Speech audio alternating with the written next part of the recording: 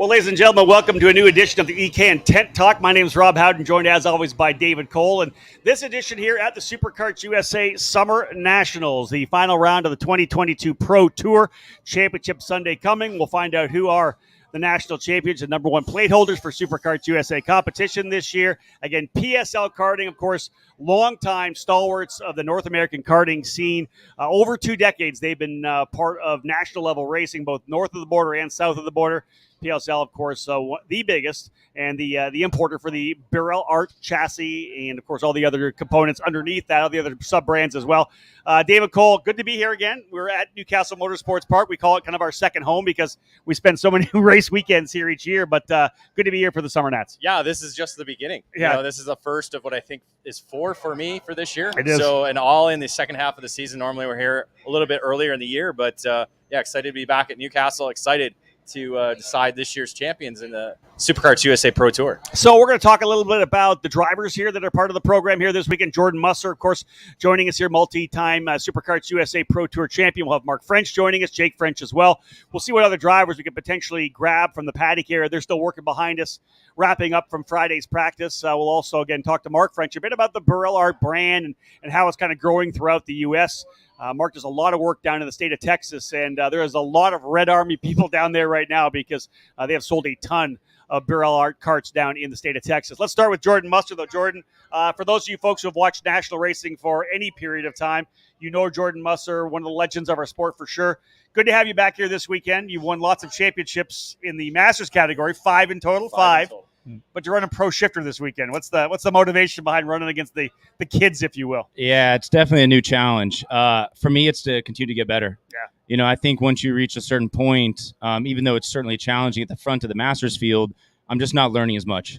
And I think you learn the most when you get beat. Yeah. You come home from a weekend and you don't win is when you learn the most and you see the biggest improvements to find and look for ways to be better. So for me, it was an opportunity to be a better driver. I've been racing for Masters for so long that I think I kind of maybe got complacent. You mean you don't want another season of just you and Ryan Kinnear going at each other for a full season? Right? Yeah. I mean, also, you know, I'm going to be fortunate enough to attend the World Championships this year in France. Yeah, and so for me, I knew I needed to do something different if I want to be competitive at that level because those guys are going to be as fast as the top few Masters guys at the World Championships will be as fast as a pro senior driver. So I need to up my game. And already this weekend, it's been a huge difference. Really? I've already worked on my driving quite a bit. As long as I've been doing this, there's stuff to learn. And I think I've improved for sure, even just today. Well, I would have to believe, for those of you who may not know about it, we're talking about the KZ Masters World Championship event that's happening. So a lot of drivers who, of course, have been Masters drivers and won championships around the world, thinking an opportunity now to win a world championship in the KZ Masters class. It would be such a different approach, Jordan, for you on a race weekend. You would come in, I'm here to win, so if I'm 2 or 3 tenths faster, I got to find another tenth. I got to maintain where I am right now. I got to make sure my tires last the entire distance and I'm good to go. It's a totally different dynamic for you, right, where you are approaching the weekend and how much faster you have to get. Yeah, you know, I started off this weekend a second off, you know, and that doesn't happen. Not expected. I mean, we knew that was going to happen. That was the approach we were going to take. But, you know, go to a Masters weekend and we're a couple tenths clear of the field and everyone else is trying to find a way to catch us. For me, we were kind of like mid-pack here in senior, so I've been slowly marching my way forward, and now we're about a half second off. I think if I hadn't made a pretty big mistake in the last session, maybe just under 4 tenths off, kind of 3.5 tenths off, which actually was kind of the goal for us, so we're actually kind of where we wanted to be, but I just want to keep pushing. And I mean, if you look at the Masters times, I think we're 1.4 seconds faster. Wow. So I don't think I would have been that much faster than Crow if I was running Masters, because I would not have had the drivers around me pushing. Mm-hmm. Also, there's something about having someone to chase, and you make small adjustments to your driving that you improve on that you can't see in the data. And the data gives you is definitely important. But when you're right behind someone and they pull 3 feet on you, you don't see that in the data. You're talking thousands of seconds. Yeah. But that's a big difference on the racing surface. So when I'm driving with you know, French and Kremer's always has on the racetrack at the same weight with the same engines, I have no excuses. I mean, there's no excuse for not being just as fast as they are. It's real, yeah. And I don't give myself an excuse. I don't come back and say, oh, it's because I'm 41. I say, no, I need to get better. And that's how we've gone from being, you know, say about a second off yesterday we unloaded, now to being just a few tenths off. Wow. Yeah, because it's not like you've not been able to use their data in the past, but you've been at a different weight. So it's not exactly you can measure up because you're at a different weight than what they were when you were running Masters. Now you're at even weight.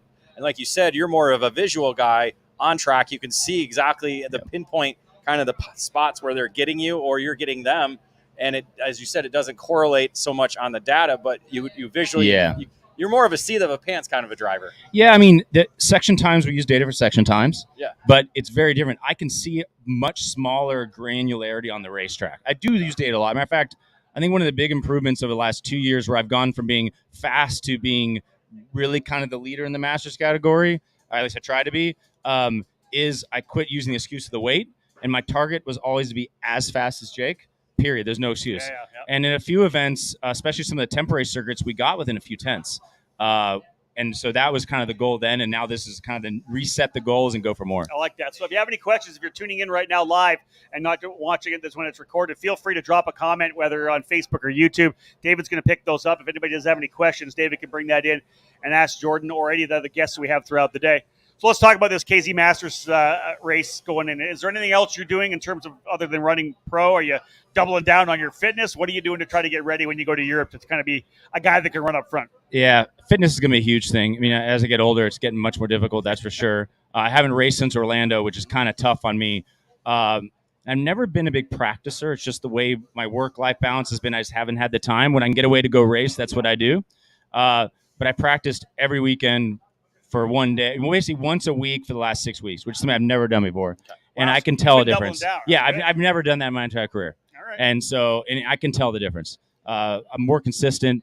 When I enter, like even this race weekend yesterday, I went in and I wasn't thinking about my fitness or I wasn't thinking about driving. I was just learning the track and trying to get faster. I wasn't just getting any kind of rhythm. I had the rhythm immediately. Yeah. Well, how about there was one question. What have you kind of learned over the last 2 days running here with Kremers, Pickett, French, and everybody else under the tent? Is there kind of one thing that kind of stands out over the last 2 days, maybe? Yeah, actually, a big thing I've learned, it's a deficiency in my driving. I tend to overcharge entries, and I'm leaving a little bit on the exit, but that ends up multiplying down the next straightaway. It's a fairly odd, everybody says slow in, fast out, okay? That's simplifying. But really, you have to be fast in and fast out. So I was a little too fast in, losing a little exit that I don't think I realized how bad it was. And so I had to really actually change my driving style a bit, change the way I rotate the cart into the corners. So for me, that was the biggest difference in running with the pros, let's say, and the Masters drivers, is the pros are getting better exits and carrying that down the straightaway. And it really is a big difference in driving style. Wow. What's your expectation? For you, what's a success on the weekend? Where 20 drivers in the field, where do you want to be when you leave, you head home to Texas? Man, this was a good weekend for me. I think we can run around 5th to 6th. I believe that's the lap time. I know that's the lap times we can turn. There's a lot of luck involved there as well. Obviously, being in the middle of the pack where I'm at is going to be very difficult to survive. There's that piece, right? True. So I think the real goal is survive, finish top 10. We'd be extremely happy to finish around 5th. I don't believe we have the speed to finish higher than that. Okay. So 5th would be a win for us. 10th would be a 5th. In my mind. So that's kind of the range we're looking at being in. If you're watching the race this weekend, one of the things you're going to have to deal with, like I will have to deal with, is Jordan decided to go find 0.2 of a second getting a custom helmet, custom paint job. Because you've always been the cue ball. That's been your kind of trademark. The cue ball with the eKartingNews sticker on the front of it, but now you got a custom paint job. You said that. So if you're going to go to Europe to race, you got to have at least a bit of paint on it. Yeah, I don't want to be like that redneck American showing up to the World Championships with a white helmet on. Maybe I should have gone full on, gone Musgrave with the motorcycle helmet, just really piss them all off. It was funny. We were joking about it. I'm not sure which would be better, to show up with a nice helmet or show up with a white helmet and actually kick everyone's ass, Be good but maybe they'll probably just send me off the end of the straightaway the first lap out of principle. So, that's true. Well, you do have the American flag on it. I did. We made it extra big for that reason. So, that might be a little bit. Let's cap off our segment, Jordan, with you. You've been on the Birel ART for quite a while right now. What do you feel about the material right now, the changes they've made over the last couple of years?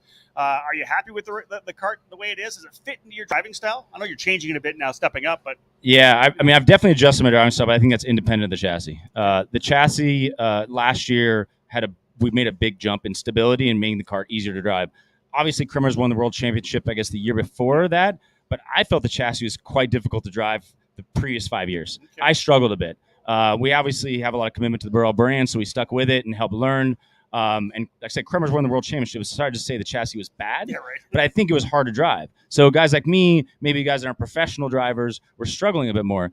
Now the chassis is way easier to drive. And I think that's why you see under this tent a lot more guys, and it's not just Jake going fast. Yeah. We have 5 guys that are all within 3 or 4 tenths. Okay. And I think that's why I think the chassis is better suited now to a more average, no one's average at this race, but Right. a non-Jake French, a non-Kremers type driver. Yeah. All right. Well, Matt, I appreciate you joining us. Thank you so much. Yeah, thank you guys very much. Thank you, Jordan. Jordan Musser, guys, I've got to watch for sure this weekend. We'll see what he's able to do in the pro shifter class. Let's grab Mark French. Mark, get in here. Mark's having a sandwich. Go ahead. A little snack. Bringing in the solo cup, no doubt. Yep. So again, Jordan Musser, as we said, multi-time Masters champion. Watched him win Rotax championships as well. Multi-time champion in the Masters category over the last number of years. He'll be one for us to watch. Any of the North Americans watching over at the KZ Masters Super Cup, that World Championship event. That's going to be a ton of fun to see what Jordan's able to do over there. This guy here has been at the national end of the stick for many, many years, coming up with his son, Jake French. If you've been around the sport for even a couple of years, you know about Mark French and what he's done nationally with Jake on the wrenches. 2007, Colorado, right? Oh, yeah. Yep. Micromax Grand National that when it Champion. started? Minimax. Sorry, Minimax. So, yeah, he had a couple more years before that. What kind of chassis were you on? Margate. Margate. That's what I thought. That's what I thought. You know, it's funny. I didn't even know the difference. 2007. I didn't even know the difference between caster pills. Like which way the caster pills went. We had a motor off of eBay. It was, and Curtis with acceleration, he did the motor for us. He did the motor for us, and it was amazing. Yeah, that's 15 years. It's crazy. That's right? wild, right? Yeah, watching Jake grow up through the entire time. You obviously let's start a little bit with working with your son. We'll talk about that first, then we'll come into the brand itself. I know it's been a ton of fun for you because it's not something that we see a ton of in the sport of karting, especially at this level. I mean, at this level, we see it at the club level, of course, regional level, the parents working on a kid's kart. But you kind of grew up with Jake. As Jake became a better driver, you became a better mechanic, you became a tuner. You really started to become to the point where you're at the leading edge of the industry. It's not like you're just a dad coming in turning wrenches anymore. Yeah. You're a widely respected engineer, tuner, a wrench on a kart. So that's, I think, a different thing for you. Obviously, you're right at the very top end, still working with your kid. Yeah, I think a lot of that stems from Jake too. I mean, Jake taught me a lot of what he needed in the go-kart, and then it was my job to give it to him. So I think a lot of it for me was learning with him and growing with him and learning what he needed on the track, and then telling me what he needs on the track, and then learning to give it to him. And that was the biggest thing for me. Well, and that's it. It's having that good connection with the driver, and the fact that you're with Jake for so many years, you really develop that language. Yeah. So you step in with somebody else. I know you've wrenched on other people over the years as well.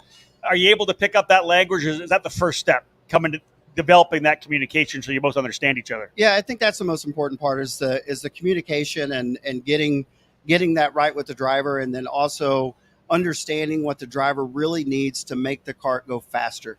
And for me, being able to watch that on the racetrack and to pick that from the driver, look at the data, and then be able to make those adjustments and give them what they need. Yeah, exactly that. Now let's talk about the brand itself. You took a time where your wife Gina and yourself ran the Texas Pro Kart Challenge for a while. You were race promoters for a while as well. Jake was still racing elsewhere. You moved away from that, and now you're with Full Gas Motorsports. That's your program out of Texas. And I mentioned at the start of the broadcast, you've added a bunch of soldiers to the Red Army because there are Texas Red Army. Texas Red Army. I should have worn the shirt. Hashtag Texas Red Army. It's growing hard. You have sold a ton of red go-karts into Texas. Yeah. And that's really where I like to do. I mean, being at the club level, being able to sell the go-karts, being able to see the smile on the faces, being at the club races, and helping people achieve what they want to do, whatever level it is. Yeah. And it's been so much fun. Well, that's a perfect word to the end, because Dave and I talk about fun all the time. Oh. I think a lot of the times we see this at the national level right now. People get so stressed about it. I don't know what it is. Maybe the money that's being spent, the expectations of being a professional race car driver. They don't have as much fun as they need to at a weekend like this. But club level racing, national level racing, it should be about having fun. It really is. And I'm going to give a shout out to Evan and Anna, my latest customers, KA guys. They took them to the track before I came here to Indiana. Absolutely had a blast. And that was by far just still gives me chill bumps, to be with them and see them grow. And then they went to the track while I was in Indiana last week, had a blast. Karts are rolling well. And that's so much fun for me. Because it's more than customers. It's almost like bringing in new family members. Am I correct? Because these karts are your babies, and you bring people, and then you have that association, the feeling of watching them grow. Yeah. You know, kind of like what you did with Jake. You watched him grow and Yep. become a driver that he is now. And now you can see a person come into your shop, buy a cart, go off in the couple corners the first time they take it out, and then a couple months later they go out and they podium. Yeah. And like that's Yeah. probably one of the greatest feelings to have. Yeah, and over the last couple of years, I've seen that. I've had that experience go from club level to regional level and now national level. And even though they moved on to different teams, because my MO is not to have a race team, it's just to help everyone that's on the red product. But to see them go to different teams and do well and continue to grow and as a driver and stuff, it's cool that I had a small part of that. Yeah, indeed. Let's talk about how you want to grow the brand right now moving forward. What do you think the biggest things are with Birel ART right now and the way they're moving forward? Obviously, there's the sub brands, the Ricardo, the Leclerc. How do you see the brand moving forward? It seems to be growing on the national level. I know there's the PSL crew, yourself. You guys are really doubling down in terms of getting the cart in front of the right people, but then having some success here at the national level as well. Yeah, I mean, I think it, just if I look back at what Jake and I were doing, it boils down to support, right? So for me, kind of I've taken a little bit of role with Birel as helping them with the brand overall in the United States, Mm-hmm. and it's the support, right? So it's like anything else. If you buy a car, you want to know all about the gadgets and everything that works. It's the same thing with the go-kart. So you want to know, the ins and outs of it. What have you learned? What have you not learned? What's the best thing this, best thing that? So for us, it's being there and being able to provide them the support and what they need to achieve their goals, whatever that might be. All right, before we bring Jake in to talk just about how the track is, we'll talk more about the actual track itself. Let's talk about Jake's driving the last session, but I'll let him talk. You know what? No, we're going to do this first, then we'll segue into that. That way we can really rip on them. We're going to tap into your knowledge a little bit. So obviously people watching this potentially are Birel customers around the country, right? Yep. North America, wherever it may be. Sure. Let's talk a little bit about the chassis itself, 4-cycle, 2-cycle, and the shifters. Tuning wise, what's the mindset you use on tuning the cart? Like, is there a specific mindset that works really well for you with the Birel? If it's pushing, do you do a certain thing? If it's loose, do you do a certain thing? Is there some tips you can give potentially to the grassroots racer? Yeah, I mean, I think the biggest thing for me, what I've learned over the years, and I'll just go across all chassis, is being able to adapt to whatever the track situation is at that time. Knowing if it rained the day before, knowing if there was a race the day before. It doesn't matter really, the cart manufacturer, but being able to adapt to whatever those conditions are. And is it in that case, then, is it not locking yourself into, well, it's doing this, so I have to do this with the go-kart? Maybe it's different because of the track? Yeah, I mean, not so much that, but I think what I see a lot of times is people get hung up on, as I ran X lap time last week, and I can't do that this week. And their cart setup is exactly the way it was last week, and they expect to do it this week. Well, what happened in that week? So that's my biggest thing. And Jake's I'll let Jake talk about it a little bit. He does a lot of driver coaching in Texas and across all brands. And even though I'm a Birel ART, through and through, I still help a lot of people. But for me, it's helping them understand whatever those conditions are and how to best adapt for it, whether it's driving, cart setup, whatever it is. I like it. All right. We're going to go with Jake French. It's the perfect time when we do the podcast. We'll do a commercial here right now. Go grab your kid for me, will you? All right. Let's get Jake.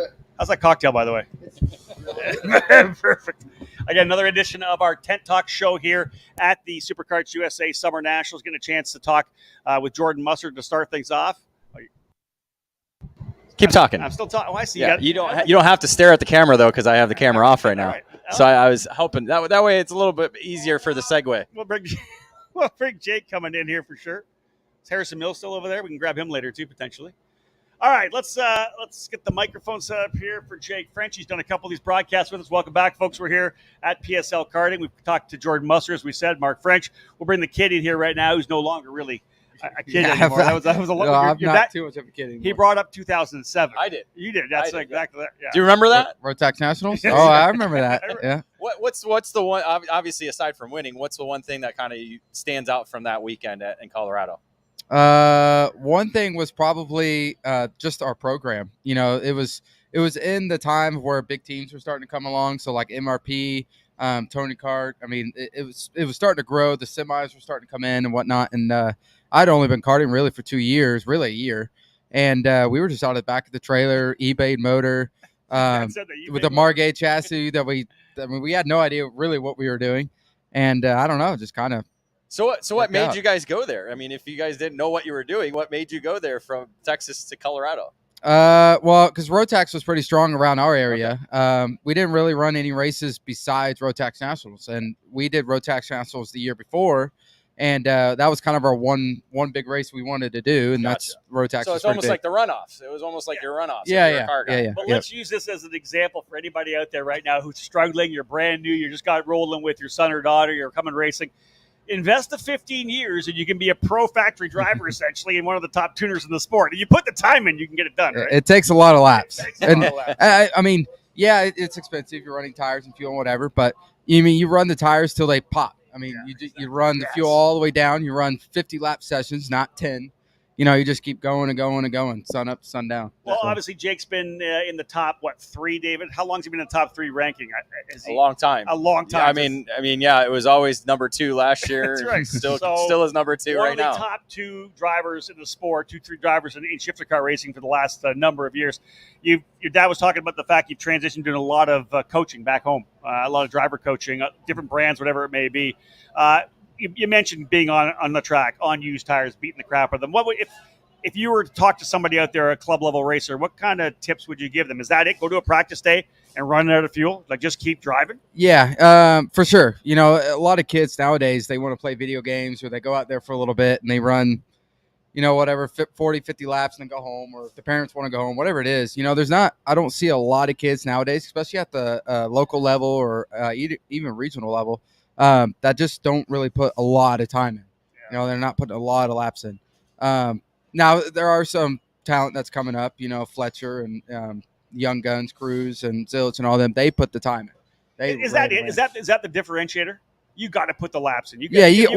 Don't complain that you're not fast on the weekend if you didn't put a couple hundred laps in. Exactly. Well, and they're in a go-kart every other weekend, if not every weekend. A lot of kids will just go to a race and only go to that race to drive a go-kart. Now, don't get me wrong. There's some people that want to be serious about it. There's some people that want to make a career out of racing. There's other people that do it just for fun. So there is a difference between wanting to do it and putting the time and effort in, but also hiring somebody or getting somebody that knows more than you do to help escalate. If you're at a if you're ploted out and you can't get anybody to help you, try to find somebody to go fast. Yeah, we talk about obviously Birel ART. You talk about the Alan Rudolph Racing Academy. They have Birel ART at their program as well. Great place to go for coaching. You can hire a private coach or somebody in your area. If you got Jake right with you in Texas, that's a great call. So again, what? I want to ask you this. So what is the thing that most grassroots drivers challenge? What's their biggest challenge? What's the one thing when you get to the track, you're like, okay, we got to work on this? Is it entry speed? Is it getting back to the throttle? Is it the line? What is it? And honestly, it varies a lot. I would think braking. I was just about to say that. I could be a driver. A lot of it is braking. Some kids, they overbrake, they overslow. Because braking, there's a lot to it. There's threshold braking. There's when to release the brake. There's how hard to hit the brake at, initial brake pressure. There's so much of braking to gain. Some people ride the brake throughout a corner when you don't need to. There's so many things. But just like David said, it's a lot in braking. Let's come to the actual race weekend here right now, the SummerNationals. Track's been interesting. A lot of rubber going down last weekend in essentially the practice weekend race, the warm-up race. Had some rain in the middle of the week. What's the track like now? You're out there for a full day today. What's your thoughts on the track surface itself? I've always loved this place. It kind of suits my driving style a little bit, but grip's definitely coming up a little bit. We've tuned up the Birel ART machine a little bit, made some fine tuning changes. I think the chassis is really, really good. Still, Dominic and my dad are working on the motor, trying to get that program going. And no, I feel really good. We went P1 in practice 4. We're top 3 in practice 5. Used tires, new tires. Don't get me wrong. I think there's about 6-7 of us that are really, really close. It's going to make things interesting, but I think we have a good package. What do you think about that old guy, Jordan Musser, running with you? I think it's great. He needed it. I mean, he's been out front for so long. He needs some, especially when he goes to, I think he said he's going to Worlds. Yeah. He needs some banging. He needs to stick carts around him, front of him, back of him. It doesn't matter if 14 years old or 30 years old. Yeah. He needs to be around it. You guys do a lot of practice. Well, I don't know. Maybe more so last year than it was this year, but you guys have done a lot of practice sessions. What's kind of the one thing you guys work on when you're on track together in a practice session, in a test session at home? For him, he treats practice as in he's getting laps in just to get laps in. Okay. He doesn't push himself. Okay. So one thing I always wake him up is to, 100%. Drive 110%. Yeah. Wear yourself out. Instead of doing 150 laps at 75%, that's too comfortable because you've been out in the front and that's what you only have learned and done for the past 5 years. Now you have to run 110% or I'm sorry, that same amount of laps, but at 110%. Yeah. So push yourself. He's got to break out of where he's been. Yeah, exactly. Winning all these Yeah, championships, yeah. right? Well, I think he's doing it. He's doing what he needs to do. He did a this pretty good weekend. job today. Yeah, That's yeah, good. yeah. That's awesome. Overall, on the weekend, you're pretty excited about getting back to this one. This, like you said, you like this racetrack. It's Yep. a championship weekend. This is a big weekend. Oh, that's good. No, unfortunately, I think I'm too far out of the championship. We didn't have a good run in NOLA. A couple of hiccups in Utah, but that just means I'm going to push myself harder to get some wins. You know, I need some wins on the resume. So, What about November? Let's talk about SuperNats real quickly before we wrap up. I am excited about it. I'm glad we're back at the Rio. Yep. I really, really like that parking lot. I'm going to be honest. I really, really hope they change the layout, and a lot of people agree with that. Okay. The layout's a little too short. It's not great for racing, especially shifter racing. If they change the layout, I think we'll see more I'll see shifters. if I can put a word in for you. Well, and that's one thing, because a lot of tracks, they're built either for shifters or they're built for single speeds. That's Because true. I think that's kind of the difference Yeah. in temporary circuits. Yeah. We've had that before, right? We've had some tracks when Oh, yeah. we'll do the track walk and everybody walks out and they're like, "This is for shifters." They Or, need "This isn't." they need to take a note in the layouts at Westgate. Those are great. You like The the Westgate. Westgate? The Westgate layouts were balling. Which one do you like better, the first one or the second one? The Second second one. one's a Three. little longer. Yeah. The second one But was that long. was It was like huge- minute lap that was a times. huge parking Yeah, lot, it though. was. Yeah, It that was. much room. But it had everything you could ever need, and It had was a great pretty good passing track. opportunities. Okay, well, you can't take that one because remember there was 15 and 16, both on that smaller side of it. You know, remember the one we had the 180 as the turn one. That Yeah. was not exactly the funnest. No, Well, was no, they had to design. repave that. I think. Yeah, that, and then that weekend. then I think the second year they instituted that 90, the big The sweeper. one we kind of Yeah. had. We still had that. Yeah. Yeah. So I would almost a lot of shifter guys, even the guys from Europe, said the sweeper's not. It's not the way to go. They didn't like Yeah. that 1-2 last year, 1-2-3 with the big left hander, then the two hairpins. They like the hairpins, but they said it's too dangerous for the sweeper. It's pretty So fast. it's it's yeah. All right. But All right. Well, it's good. That's good input. yeah, it's good to know. David, anything else? No, nothing on here. No questions? Hold on. What we got? What key piece makes a shifter layout, and then the same towards single speed? So there you go. There So you what's the key? So obviously none of those massive sweeping Yep. corners for So shifters. yeah. I mean, it can have sweeping corners, but a lot of tracks tend to have kinks before a corner. It could be a Okay. hairpin, 90, whatever. With the kink there, you can't do anything because you go into the gotta kink be an and then open you go run. right. It's got to be an open run. It's got down to to be the an hairpin. open run-in. Okay. And unfortunately, like at some of the previous layouts, it's just there's always a kink right before, or there's a short run up, or there's a fast corner, and then you're going into the hairpin, so you can't really get a run. It needs more of kind of hairpin, more hard braking, Okay. more of able to get off a corner well, to set up for the next corner, and then somebody, if they get off better, they can get under you in the next corner. So Well, I mean, talking with a shifter guy, he said they love the Rock Vegas layout for Yeah. shifters compared to Supernat's layout for yeah. shifters. It's a little too simple, Right. but that track, hands down, the parking lot wise, has been the best racing track I have ever seen. for shifters. Yeah, Okay. and single speed. Okay. Wow. All right. So it can get hectic, but it makes for great racing because you It's can't. almost like we need some of the components of NOLA too. There's, anytime you have to have that open, the open run, Yeah, to get exactly. in the corner, you Yeah, can dive down the Yep. inside. Those are the best corners there. I think. Yep. So we just need a big Yeah, sweeper. I mean, like the track at Supernats, you have that long sweeper, and then you go into turn one in that braking zone. You can't hardly ever pass in that braking zone. These Okay. guys Because you're just gotta coming start out the of a apex. sweeper, and then you're going straight down. Yeah. I mean, it's just you can't. There's no run up to the corner or anything. Okay. All right. So Interesting. I think we need to do what we did back in the day with Shifter Card Illustrated magazine. We did a thing called Shifter Town, where I grabbed little segments of the tracks everybody loved and kind of put them all yeah, together. I think I remember that. Remember that? We gotta see if we can talk to everybody, grab all the little components of the tracks you guys like, and get that into the Supernats. Okay, what's the one track you would put in the Rio parking lot if you could? Don't worry about size, but what would be the one shifter kart Shifter track? kart track. Newcastle. Newcastle's up there, but no, I would say Nola's really, really good. Yeah, Okay. see, that segment's That's in a NOLA. great- It's just- yeah. The long straightaways. not Utah. There's a lot like the No, last Denton. sector We're and gonna the drop first sector. Denton right in the Oh middle yeah, there. what if we did Yeah. Denton? Oh, yeah. Ooh. I don't know about that. I love it. Well, folks, there you Ask go. Crimmers about that track. Oh, He's where gonna is hate it. Where is he? That's probably his worst Where is track of all time. We're going to wrap things up here. This edition of the Tent Talk at PSL Karting. We do appreciate you joining us, folks. Great to have Jordan Musser, of course, one of the multi-time champions of Superkarts USA Racing Rotax, as well, one of the legends of our sport. Mark French, who's essentially turned himself from a karter's dad into one of the most respected tuners in the paddock as well. And then this guy here has been very top of the shifter car driver rankings for many, many years. Jake French, thanks for joining us, bud. I appreciate it. Yeah, absolutely. Thanks, guys. We're going racing this weekend, folks. Friday's done. Saturday and Sunday, full-time racing. Hope you guys are going to join us throughout the weekend. Otherwise, you're listening to this or watching this live. The podcast, of course, coming on the eKan Radio Network. As with all of our tent talks, you can find them on the eKan YouTube channel as well. Thank you so much, folks. On behalf of Jake, David, the other guests, I'm Rob Howden. Bye for now.